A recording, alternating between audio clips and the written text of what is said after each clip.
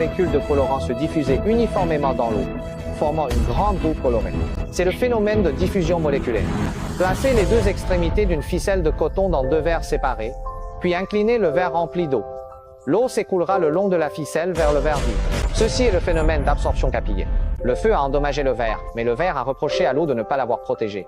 L'eau a dit: « Si tu étais rempli de moi, comment pourrais-tu être blessé ?» Frottez un tube en plastique avec une serviette plusieurs fois, puis lancez un ruban plastique en l'air. Avec le tube en plastique, vous pouvez contrôler le ruban flottant dans les airs. Il est très difficile de faire tenir debout une canette vide inclinée. En y ajoutant une quantité appropriée d'eau, on obtient ainsi une canette culbuto amusante.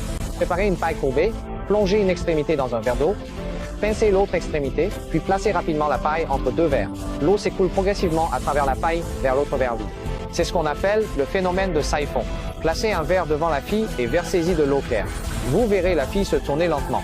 C'est le principe de la réfraction de la lumière. Ajoutez de l'eau claire dans